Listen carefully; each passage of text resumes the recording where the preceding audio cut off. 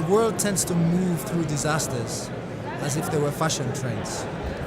The time period that it takes, the lead time between a disaster quietly going on the ground, hitting the international media headlines, and moving away to the next disaster can be very short, long at the beginning, short in the middle when the world becomes aware, and very quickly everybody moves on. There is that big danger. Even in Sierra Leone, we are still continuing certain aspects of the response. Our surveillance is ongoing, our state of readiness in the districts are ongoing, but already we have partners pulling out. Partners that feed in quarantine, partners that provide water and sanitation facilities are already pulling out, in some cases because the funds have dried up. We need international political will. We need national ownership of the problems. And we need to do lessons learned. So for us in Sierra Leone, as I speak, one of the big things we're doing now is a very comprehensive lessons learned project where we're speaking to not only people involved in the response, but communities to try and understand, as we did throughout our response, where did we get it wrong? And how can we avoid that happening again the next time we have to deal with this problem? We also want to know where we got it right, because we want to know what other problems we can apply the same strategies to. But lesson learning is institutionalized for us at the NERC, and we're going through that process now.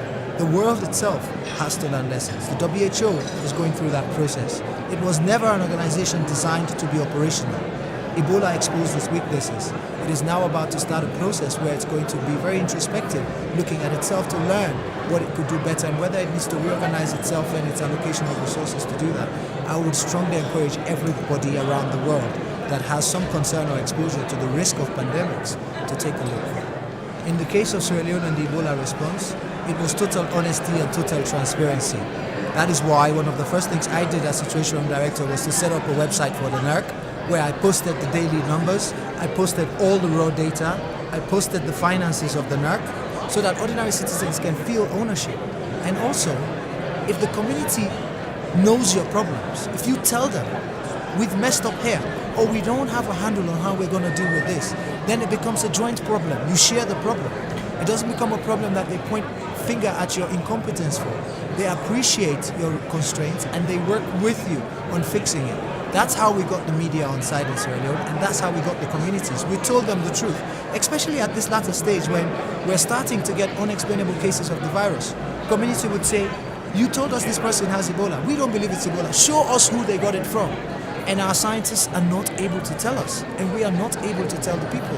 The initial response is, you just want this thing to prolong so that you can continue to get money from the international community. We had to sit with them and share with them the science. What we know, what we don't know, what we think, and make sure we don't confuse the three when we're giving them the explanation.